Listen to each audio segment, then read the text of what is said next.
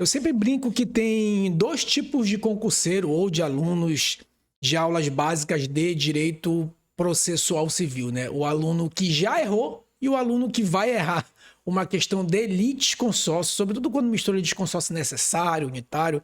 Mas fica aí que a gente vai rapidamente esclarecer aqui o que é litisconsórcio necessário, unitário, multitudinário, né? Enfim, fica aí. Bem, bora lá direto para os nossos slides aqui, ó. Litisconsórcio, primeiro, pessoal, é aquela história, tá? Principalmente aos concurseiros. Não tem como você fazer uma prova se você não ler a letra da lei, né? Então, primeira coisa, a gente vai no finalzinho fazer uma passagem da lei seca, tá? Mas sempre tem que ter em mente, e não importa seu concurso, desde juiz federal até agente de apoio, agente técnico, tá? Você tem que saber a letra da lei. Então, importante é a disciplina legal do artigo 113 ao artigo 118. Bem, e quais são as hipóteses de litisconsórcio, tá? As provas adoram pegar lá as hipóteses. Primeiro, comunhão de direito ou obrigações, né? E aqui a gente já começa a entender o que são litisconsórcio, né? É uma composição coletiva de demanda de ação. Então, você pode ter duas ou mais pessoas no polo ativo litigando, duas ou mais pessoas no polo passivo litigando, ou um litisconsórcio misto, né? Nesse caso, dois no polo ativo, dois no polo passivo ou mais. Então, a gente tem aqui a hipótese de litisconsórcio que já vai dando contorno para o nosso conceito. Primeiro, comunhão de direitos e obrigações, né? Então, por exemplo, um caso bem clássico aqui seria os sócios de uma empresa, né? Então, os sócios de uma empresa, quando envolver o contrato daquela empresa, quando envolver a constituição daquela empresa, não deixa de ser ali um litisconsórcio, né? Porque os sócios, de uma certa forma, têm tanto comunhão de direito quanto comunhão de obrigações. Conexão, né? Conexão você vai estudar lá em processo civil, é quando há uma identidade de pedido ou causa de pedir, né? Então, por exemplo, eu estou entrando com uma ação de reconhecimento de paternidade e também pedido de alimentos, né? A gente tem uma causa de pedir ali, que é o reconhecimento de paternidade, que pode coincidir de uma certa forma ali com o pedido de alimentos. Então, pode haver ali uma conexão. Afinidade de questões, que não seja a conexão. Aí você pode pensar, bem, mas espera aí, professor, a afinidade já não tem a ver com a conexão, já que a conexão é exatamente a identidade de ações por pedido ou causa de pedido? Não, porque a afinidade não necessariamente tem que ter uma identidade. Como o próprio nome já sugere, basta ter uma afinidade. Sabe o exemplo que o professor Daniel Assunção dá, né, que acho que conceitua muito bem a afinidade? Servidores públicos atingidos por um ato administrativo que eventualmente prejudique seus direitos, né? O ato administrativo que vai prejudicar o direito do servidor A e do servidor B são fatos diferentes, né? Porque aquele mesmo ato prejudicou um direito do servidor A e o outro prejudicou o direito do servidor B. Então são fatos diferentes, mas existe aí uma afinidade que é dada por esse ato administrativo. Então perceba que a afinidade não necessariamente tem a conexão, né? Bem, existe a possibilidade do litisconsórcio multitudinário, esse palavrão aí, né? Ou seja, como o próprio nome já sugere, um litisconsórcio de uma multidão, ou seja, dezenas, centenas, milhares de pessoas, ou no polo ativo ou no polo passivo, litigando, né? No entanto, apesar da legislação prever essa possibilidade, ela também entende que pode haver uma limitação, né? E por que limitar o litisconsórcio multitudinário? Quando ele comprometer a rápida solução do litígio, então o juiz está vendo, olha, tem muita gente aqui, isso vai demorar, vai fazer com que o processo demore muito. Então eu vou limitar, posso limitar de 10 em 10, posso limitar, enfim, aí o juiz vai organizar essa limitação aí. Quando dificultar a defesa, então, por exemplo, eu tenho muita gente no polo ativo e isso dificulta a defesa, ou quando dificultar o cumprimento da sentença, né? Já houve a condenação quando for se cumprir a sentença. Se o juiz entender que esse litisconsórcio multitudinário, muita gente litigando em um polo passivo ou ativo pode comprometer o cumprimento da sentença, ele também pode dar essa limitação, tá? Bem, agora vamos lá o que é mais cobrado na prova, que são as espécies de litisconsórcio, tá? E essa espécie que a gente vai ver uma a uma aqui, ela é que nem a perspectiva, né, pessoal? Aquilo que eu digo. Quando você tem, por exemplo, um quadrado, Um quadrado, ele é um quadrado, né? Ele é uma natureza de um quadrado. Nesse quadrado você tem várias facetas, né?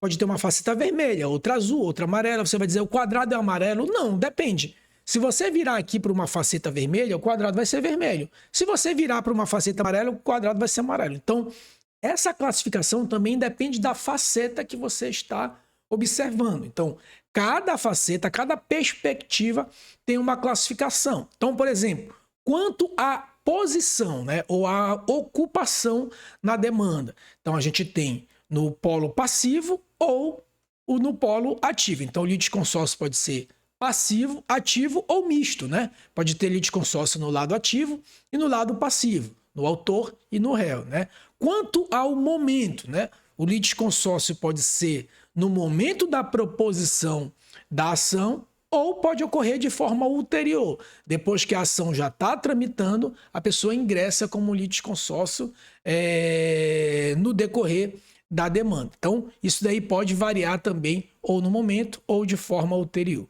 Agora a gente vai chegando numa classificação que talvez vocês comecem a fazer um pouquinho mais de confusão, mas fica aí que a gente vai esclarecer. Quanto à obrigação, né? Ou seja, se é necessário, né, que o litisconsorte é a dupla, né, ou o trio que vai compor aquela ação ali, se o litisconsorte ele tem que necessariamente ingressar naquela ação, ou seja, aquela demanda só é válida se tiver todos os litisconsórcios ali necessários. Então, quanto à obrigação, a gente tem o necessário, tá? E aí o necessário pode ser de acordo com a determinação legal. Então, litisconsórcio é necessário desde que ocorra a determinação legal ou por conta da natureza da demanda.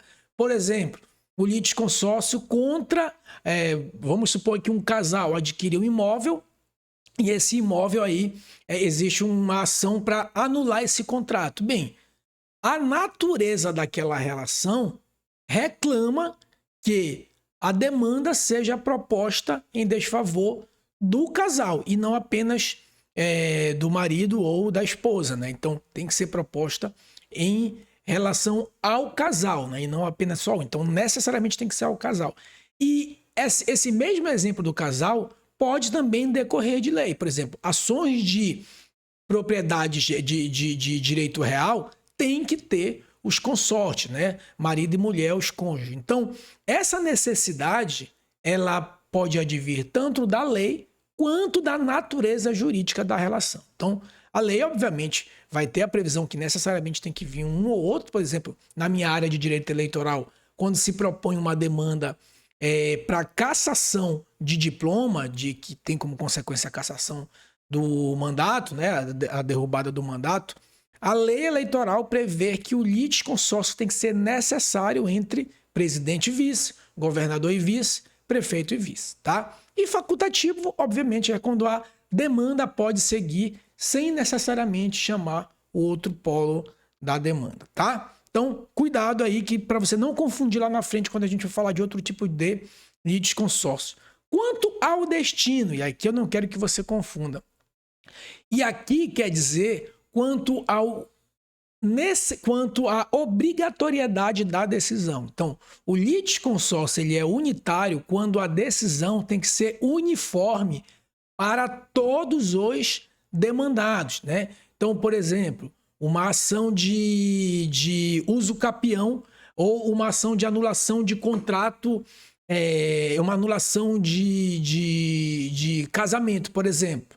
Então, é um litisconsórcio que o destino da decisão ela é uniforme. Por quê? Eu não posso dizer que o casamento é nulo para o homem, né? Desculpa, para o marido e não é nulo para a esposa, né? Então, a decisão aqui, o destino da decisão, ela tem que ser uniforme para todos os litisconsórcios. Por exemplo, uma demanda contra um condomínio. Eu não posso dizer que para o condomínio da casa 137 é X e para a casa 135 é Y, né? Não posso fazer isso, porque a decisão tem que ser uniforme para todos os demandados, tá? Então, não confunda o unitário com o necessário, tá? E já eu vou diferenciar para vocês esses dois tipos aí, tá? O efeito da sentença em relação ao litisconsórcio unitário, tá? Em relação, deixa eu só fazer um ajuste aqui. Pronto, tá aí, pessoal. Aí, aqui, pessoal, a gente vai ter que ter muito em mente, tá, dos efeitos da sentença, a diferença entre litisconsórcio necessário e unitário, tá? Eu vou voltar aqui nos efeitos da sentença, mas eu quero chegar contigo lá sobre a diferença entre necessário e unitário. Só para a gente matar de vez aqui, tá? O litisconsórcio necessário e o litisconsórcio facultativo é quanto à necessidade de a parte integrar a demanda. Então, por isso que eu tenho que ter uma citação necessária. Por quê? Porque aquela outra parte tem que integrar a demanda e não necessariamente a decisão vai ser uniforme para aquelas duas partes, tá?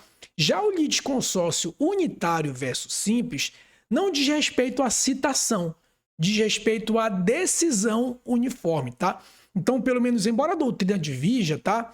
A gente pode ter, na teoria, um litisconsórcio necessário, porém simples. Então, eu tenho que necessariamente integrar as duas pessoas na demanda, mas não necessariamente eu vou ter uma decisão uniforme para essas duas pessoas, entendeu? Assim como eu posso ter um litisconsórcio, né? Embora a doutrina divija, mas aí há uma teoria de possibilidade. Eu posso ter um litisconsórcio facultativo, ou seja, duas pessoas só ingressaram porque quiseram lá, de forma facultativa, mas a decisão do juiz tem que ser uniforme, né? Tem que ser unitária. Então, veja que um diz respeito à necessidade de integrar a demanda e outro diz respeito à decisão uniforme ou não, tá? Agora sim a gente pode voltar lá para os efeitos da sentença. Bem, o CPC, embora ele diga assim que os efeitos da sentença para o litisconsórcio unitário é nula, mas leia-se aqui, tá? No CPC leia-se litisconsórcio necessário, né? Desculpa. Litisconsórcio necessário unitário, tá? Leia lá no 115 necessário unitário. Então, quando o litisconsórcio é necessário e unitário, ou seja, tem que ter a necessidade de composição aí plural de parte e a decisão tem que ser uniforme, nesse caso, a sentença é nula de pleno direito, tá? A gente deu o caso clássico aí de uma invalidação de casamento, né? Então, é um litisconsórcio necessário e unitário, certo? Agora, se eu tenho um litisconsórcio necessário, ou seja, tem que compor as duas pessoas, e é simples, então, nesse caso, a sentença não é nula, ela é ineficaz, né? Vou traduzir aqui em exemplo para vocês. Por exemplo, eu tenho aqui, né, uma sentença que eu tinha que colocar o A e o B, certo? E o litisconsórcio ele é necessário, portanto, os dois teriam que compor, porém, ele é necessário simples, certo? Bem, o B não integrou a demanda, por algum motivo ele não foi citado. Aí a demanda seguiu e no final só sobrou o A. Posso condenar só o A? Posso, né? Em relação ao B vai ser ineficaz. Por quê? Porque eu posso muito bem, né, já que é um litisconsórcio necessário simples e não unitário, eu posso só condenar o A e absolver o B, eu posso condenar o B e absolver o A. Então, como é um litisconsórcio necessário simples, a sentença para o B, nesse nosso caso aqui, vai ser ineficaz, tá? Agora, se fosse um litisconsórcio necessário e unitário, aí sim, aí seria uma sentença nula. Por quê? Porque eu não tenho como fazer a divisão. Tá certo? Certo, meus amigos? Bem, vamos dar uma lida rapidinho lá na lei seca, né? Que eu falei para vocês que é importante ler. Então, vamos lá. Artigo 113 e seguintes, tá? Então, no 113, a gente tem as possibilidades. Então, o que é que você tem que fazer no seu material? Vai lá no 113 e circula e coloca assim, ó, no seu material de lei seca. Hipóteses, tá? Hipóteses. Que aí quando você passar o olho na margem ali, já tem as hipóteses, tá? Hipótese. Aí tu pode circular aqui, né? 1, 2, 3, tá? Indo aqui para o 113, parágrafo 1º, o que tu vai colocar? Limitar o facultativo, né? Tu pode escrever assim, ó, limitação do multitudinário. Tá vendo como é importante a gente primeiro saber o conceito para depois ir para a lei seca, né? Embora seja interessante, antes de estudar o conceito, você dá uma olhadinha na lei seca. Aqui o 114, conceito de litisconsórcio necessário. Você circula e já abre a tua margem assim, duas possibilidades, ou disposição de lei ou pela natureza da relação. É assim que a gente vai estudando a lei seca, tá? Tô te dando um macete aqui como estudar a lei seca. Aqui a sentença, que são os efeitos. O que você vai colocar? Efeitos da sentença. Certo? Efeitos da sentença. Por fim, 116, 117, 118, o conceito do unitário, né? Então você vai escrever lá o conceito do unitário. E aqui a independência de litisconsórcio. Então, litisconsórcio eram considerados em suas relações como litigantes distintos, tá? Então, a exceção do litisconsórcio unitário, em que um aproveita o outro, nesse caso aqui eles são considerados como pessoas distintas, tá? Certo? Então, fez a leitura da lei seca, agora sim a gente pode ir lá para questões de prova, tá? Vamos fazer só um exercício de fixação, tá, pessoal? Não vai te empolgar se tu acertar essas questões aqui, porque aqui a ideia é exercício de fixação. Bora ver como é que isso é cobrado em prova. Então, na forma da lei processual civil pátria, duas ou mais pessoas podem litigar, que é o conceito de litisconsórcio, né? Desde que atenda a certos requisitos. A certa automática é correto afirmar que o litisconsórcio terá sua sentença declarada ineficaz quando a decisão for uniforme em relação a todos que integram ao processo? Não, né? Aqui é o conceito de litisconsórcio necessário, né? Vamos eliminar aqui a letra A. Letra B. Será relativo quando, pela natureza jurídica, o juiz tiver que decidir o mérito de modo uniforme. Não, não é relativo, né? No caso aqui, é litisconsórcio unitário e não relativo. Então, elimina B. Letra C. Será necessário, por disposição de lei, ou quando, pela natureza da relação jurídica controvertida, a eficácia da sentença depender da citação de todos que devam ser litisconsortes. É isso, né? Necessário é exatamente esse conceito aqui. Letra D de dado. Será ilimitado, que é o multitudinário, né? Quando o número de litigantes na fase de conhecimento, liquidação ou execução, mesmo quando comprometer a rápida solução, não, né? Ao contrário, eu posso limitar o multitudinário. Então, mesmo quando comprometer, tá errado, tá? Porque pode limitar. Então, sobrou aí letra C de casa, tá? Próximo. João processou Amarildo, Flávio e Carmela, formando o litisconsórcio passivo necessário. Então, nesse caso aqui é João versus Amarildo,